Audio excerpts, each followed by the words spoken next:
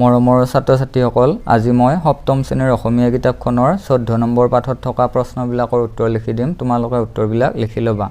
পাঠটোৰ নাম হৈছে বিদ্যা। তোমালোকে যদি এতিয়ালৈকে মোৰ চেনেলটো ছাবস্ক্ৰাইব কৰা নাই তেনেহ'লে চেনেলটো ছাবস্ক্ৰাইব কৰি ল'বা আৰু ভিডিঅ'টো লাইক এটা কৰি দিবা।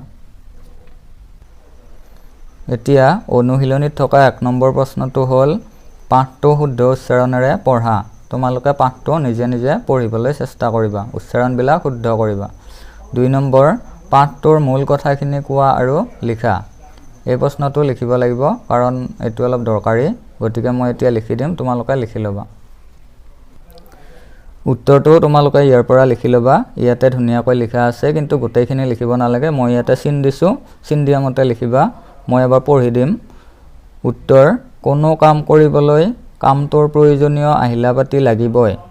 কলম নহ'লে লিখিব নোৱাৰি, হাল নহ'লে হাল বাব নোৱাৰি, চৰু নহ'লে ৰান্ধিব নোৱাৰি, ভাল আহিলা পাতি থাকিলেহে কামটো কৰিব পাৰি। সেইদৰে আমি জীৱনত উদ্গতি কৰিব লাগিলে তাৰ আহিলা স্বৰূপ বিদ্যা লাগিব। বিদ্যাই হৈছে মানুহৰ জীৱনৰ ঘাই বস্তু। বিদ্যাৰ আলম নহ'লে কোনেও কোনো বিষয়ত উদ্গতি কৰিব নোৱাৰে। বিদ্যাৰ গৰাকীয়েহে পৃথিৱীত নাম জ্বলাব পাৰে। এইখিনিলৈকে লিখিলে হৈ যাব, বহুত দীঘলীয়া কৰিব নালাগে। এইবাৰ তোমালোকে 3 নম্বৰত থকা প্ৰশ্নবিলাকৰ উত্তৰবিলাক লিখি ল'বা। ক নম্বৰ: লিখন, কৰ্ষণ আৰু ৰন্ধন কাম কৰিবলৈ কি কি বস্তুৰ প্ৰয়োজন হয়? উত্তৰবিলাক তোমালোকে ইয়াৰ পৰা একাদিক্ৰমে লিখি ল'বা। ক নম্বৰ: লিখন, কৰ্ষণ আৰু ৰন্ধন কাম কৰিবলৈ কি কি বস্তুৰ প্ৰয়োজন হয়? উত্তৰটো হ'ল লিখন কাম কৰিবলৈ কাপ, কৰ্ষণ কাম কৰিবলৈ হাল আৰু ৰন্ধন কাম কৰিবলৈ চৰুৰ প্ৰয়োজন হয়। খ নম্বৰ: সুকলমে কাম কৰিবলৈ কিহৰ প্ৰয়োজন হয়? উত্তৰ: সুকলমে কাম কৰিবলৈ লাগতিয়াল আহিলা পাতিৰ প্ৰয়োজন হয়। গ নম্বৰ: উদ্গতিৰ ঘাই আহিলা কি? উত্তৰ: উদ্গতিৰ ঘাই আহিলা হ'ল বিদ্যা। ঘ নম্বৰ: বিদ্যাহীন জীৱন কেনে বুলি কোৱা হৈছে? উত্তৰ: বিদ্যাহীন জীৱন বৃথা বুলি কোৱা হৈছে। ঙ নম্বৰ: কি কৰিলে সংসাৰত কৰ্ম কৰিবলৈ সুচল হয়? উত্তৰ: বিদ্যাৰে মন পোহৰাই ল'লে সংসাৰত কৰ্ম কৰিবলৈ সুচল হয়। তাৰপিছত 6 নম্বৰ: পৃথিৱীত নাম জ্বলাবলৈ কি আয়ত্ত কৰিব লাগিব? জ্বলাবলৈ বা উজ্বলাবলৈ। ইয়াতে জ্বলাবলৈ বুলি দিয়া আছে। উত্তৰটো হ'ব পৃথিৱীত নাম উজ্বলাবলৈ বিদ্যা আয়ত্ত কৰিব লাগিব। দ্বিতীয় 6 নম্বৰ: কি থাকিলেও খনিকৰে আন্ধাৰত চিত্ৰ আঁকিব নোৱাৰে? উত্তৰ: লিখনি থাকিলেও খনিকৰে আন্ধাৰত চিত্ৰ আঁকিব নোৱাৰে। এইবাৰ 4 নম্বৰত দিয়া আছে সত্য নে অসত্য লিখা। ক নম্বৰ: কাপ নহ'লে লিখন কাম কৰিব নোৱাৰি। এইটো হ'ব সত্য। খ নম্বৰ: বিদ্যাহীন জীৱন সুখৰ বুলি সকলোৱে স্বীকাৰ কৰে। এইটো হ'ব অসত্য। তাৰপিছত গ নম্বৰ: হাল নহ'লে কৰ্ষণ কৰিব নোৱাৰি। এইটো হ'ব সত্য। তাৰপিছত খ নম্বৰ: আগৰ কালৰ খ্যাতিমন্ত লোকসকলো বৰ বিদ্যাৱন্ত নাছিল। এইটো হ'ব অসত্য। তোমালোকে লিখোঁতে ক নম্বৰ বাক্যটো লিখি ল'বা, তাৰপিছত উত্তৰ বুলি লিখিবা, লিখি উঠি সত্য বুলি লিখিবা। মই তোমালোকক দেখুৱাই দিম। ইয়াতে মই যেনেকৈ লিখিছোঁ তেনেকৈ লিখিবা। 4 নম্বৰ: সত্য নে অসত্য লিখা। ক নম্বৰ বাক্যটো লিখি ল'বা। কাপ নহ'লে লিখন কাম কৰিব নোৱাৰি। উত্তৰ বুলি লিখিবা, উত্তৰ হ'ব সত্য। এনেকৈ বাকীকেইটাও তোমালোকে নিজে নিজে কৰিবা। এইবাৰ 5 নম্বৰত দিয়া আছে খালী ঠাই পূৰ কৰা। ইয়াতে কেইটামান খালী ঠাই দিয়া আছে, আমি পূৰ কৰিব লাগিব। ক নম্বৰ বাক্যটো হ'ল লাগতিয়াল ডেছ যতনাই নল'লে কোনো কাম ডেছ কৰিব নোৱাৰি। এতিয়া ইয়াতে 2টা খালী ঠাই আছে, আমি 2টা শব্দ বহুৱাব লাগিব। ইয়াতে চাই তোমালোকে লিখিবা। ক নম্বৰ: লাগতিয়াল আহিলা পাতি যতনাই নল'লে কোনো কাম সুকলমে কৰিব নোৱাৰি। আহিলা পাতি আৰু সুকলমে। খ নম্বৰ: এইবোৰ কামৰ যেনে ডেছ আহিলা আছে, ডেছ কামৰো তেনে সুকিলা আহিলা আছে। এতিয়া ইয়াতে খালী ঠাইত বহিব, ইয়াৰ পৰা চাই ল'বা। খ নম্বৰ: এইবোৰ কামৰ যেনে সুকীয়া আহিলা আছে, উদ্গতিৰ কামৰো তেনে সুকীয়া আহিলা আছে। তাৰপিছত গ নম্বৰ বাক্যটো হ'ল বিদ্যাই ডেছ কাটি মন ফৰকাল নকৰিলে মানুহে তাৰ ডেছ লগাবলৈ ঠাই দেখা নাপায়। উত্তৰটো হ'ব গ নম্বৰ বিদ্যাই আন্ধাৰ কাটি মন ফৰকাল নকৰিলে মানুহে তাৰ ক্ষমতা লগাবলৈ ঠাই দেখা নাপায়। তাৰপিছত খ নম্বৰটো হ'ল ডেছ নহ'লে লিখন কাম কৰিব নোৱাৰি। উত্তৰটো হ'ব খ নম্বৰ কাপ নহ'লে লিখন কাম কৰিব নোৱাৰি। তাৰপিছত ঙ নম্বৰ বিদ্যাৰে মন ডেছ নল'লে সংসাৰত ডেছ কৰিবলৈ সুচল নহয়।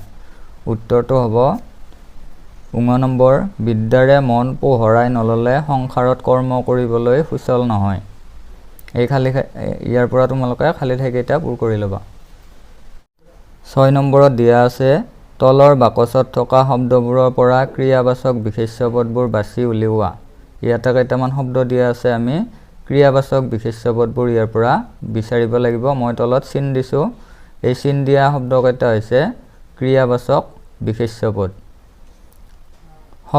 শব্দবিলাক হ'ল পোহৰাই, খোৱা, ৰান্ধন, কথন, লিখন, শোৱা, দাৱন, পঢ়ন। ইয়াৰ পৰা ক্ৰিয়াবাচক বিশেষ্য পদবোৰ বিচাৰি উলিয়াব লাগিব। এতিয়া সেই বিশেষ্যবোৰ হ'ল ৰান্ধন, কথন, লিখন, দাৱন, পঢ়ন। এইকেইটা হৈছে ক্ৰিয়াবাচক বিশেষ্য পদ। এতিয়া উত্তৰটো আমি লিখিব লাগিব। 6 নম্বৰ উত্তৰ ক্ৰিয়াবাচক বিশেষ্য পদবোৰ হ'ল ৰান্ধন, কথন, লিখন, দাৱন আৰু পঢ়ন। এইবাৰ 7 নম্বৰত দিয়া আছে উদাহৰণত দিয়াৰ দৰে শব্দ গঠন কৰা আৰু নতুনকৈ পোৱা শব্দৰ অৰ্থ অভিধানত চাই লিখা। এতিয়া আমি শব্দ গঠন কৰিব লাগিব। ইয়াতে দেখুৱাৰ দৰে শ্ৰী যোগ মন্ত সমান শ্ৰীমন্ত, একে নিচিনাকৈ শক্তি যোগ মন্ত সমান শক্তিমন্ত। তাৰপিছত খ্যাতি যোগ মন্ত সমান খ্যাতিমন্ত। তাৰপিছত সোঁফালে আছে ৰূপ যোগ অন্ত ৰূপৱন্ত, ইয়াতে লিখিব লাগিব। তাৰপিছত আধ্য যোগ অন্ত আধ্যৱন্ত। তাৰপিছত গুণ যোগ অন্ত গুণৱন্ত। ইয়াৰ পৰা এইকেইটা লিখি ল'বা। এইবাৰ 8 নম্বৰটোত দিয়া আছে সমাৰ্থক শব্দবোৰ আস্তানি মিলোৱা। এতিয়া আমি একে অৰ্থ বুজোৱা শব্দবোৰ মিলাব লাগিব।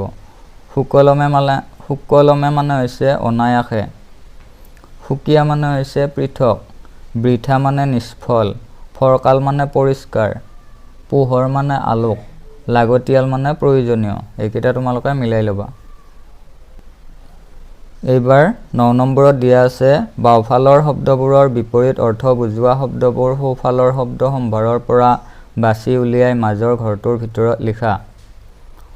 ইয়াতে কেইটামান শব্দ দিয়া আছে, এই ঘৰবিলাকত আমি সেই শব্দবিলাকৰ বিপৰীত অৰ্থ বুজোৱা শব্দ লিখিব লাগিব। সোঁফালে এই শব্দবিলাক দিয়া আছে, ইয়াৰ পৰা আমি বাছি বাছি শুদ্ধ উত্তৰটোহে লিখিব লাগিব ইয়াতে। এতিয়া প্ৰথম শব্দটো হ'ল লাগতিয়াল। লাগতিয়ালৰ বিপৰীত অৰ্থ বুজোৱা শব্দ ইয়াতে আছে এই তিনিটাৰ ভিতৰত, সেইটো হ'ব অলাগতিয়াল। মই ৰাইট চিন দিছোঁ তলত, এই শব্দটো আনি ইয়াতে বহুৱাই দিবা, অলাগতিয়াল। তাৰপিছত উদ্গতি, উদ্গতিৰ বিপৰীত হ'ব অধোগতি, ইয়াতে দিয়া আছে। তাৰপিছত বিদ্যাহীন, বিদ্যাহীনৰ বিপৰীত হ'ব বিদ্যাৱন্ত। তাৰপিছত আন্ধাৰ, আন্ধাৰৰ বিপৰীত হ'ব পোহৰ। এইবাৰ 10 নম্বৰটোত দিয়া আছে বাক্য ৰচনা কৰা। খ্যাতিমন্ত, উদ্গতি, পৃথিৱী, খনিকৰ, বৃথা। এই শব্দবিলাক প্ৰয়োগ কৰি আমি বাক্য ৰচনা কৰিব লাগিব। মই তোমালোকক উত্তৰটো লিখি দিম, তোমালোকে লিখি ল'বা। 10 নম্বৰ বাক্য ৰচনা কৰা। প্ৰথম শব্দটো হ'ল খ্যাতিমন্ত। এতিয়া বাক্যটো হ'ল আগৰ কালৰ খ্যাতিমন্ত মানুহবিলাক বৰ বিদ্যাৱন্ত আছিল।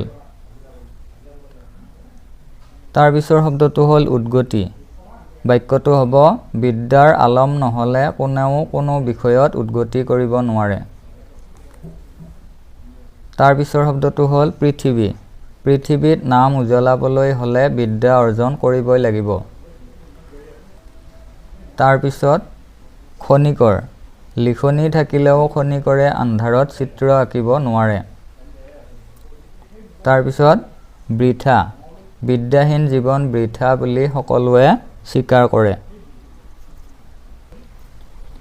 ওপৰৰ বাক্যটোত এই আঁকিব শব্দটোত চন্দ্ৰবিন্দু আছে, মই দিব পাহৰিছিলোঁ, এতিয়া মই লগাই দিছোঁ। মই কিতাপৰ পৰা বাক্যবিলাক লিখি দিছোঁ, তোমালোকে কিতাপখন চাইও এইবিলাক বাক্য বিচাৰি বিচাৰি লিখিব পাৰিবা। 11 নম্বৰটোত দিয়া আছে দলত আলোচনা কৰি লিখা। ৰান্ধন শব্দটোৰ পৰা ৰান্ধনী, ৰান্ধনী, ৰান্ধনীশাল, ৰান্ধনী বেলি আদি অনেক শব্দ সাজিব পাৰি। বিদ্যা শব্দটোৰ পৰা তেনেকৈ কিমান শব্দ সাজিব পাৰি লিখা।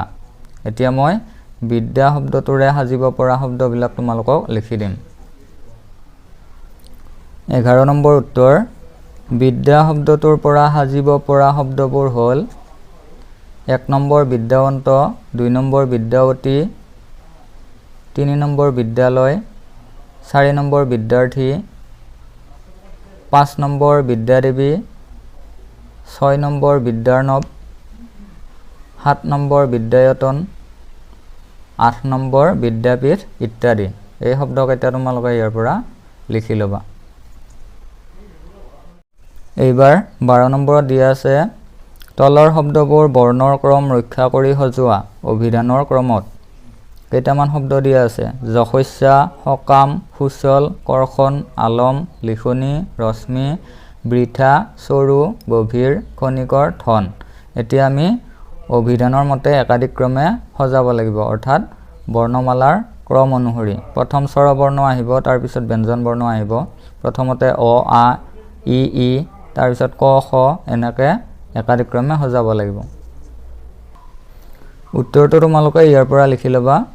12 নম্বৰ প্ৰশ্নটো ওপৰত লিখা আছে, উত্তৰটো তলত স্বৰবৰ্ণৰ ক্ৰম অনুসৰি, স্বৰবৰ্ণ নহয়, বৰ্ণমালাৰ ক্ৰম অনুসৰি শব্দবিলাক সজোৱা আছে।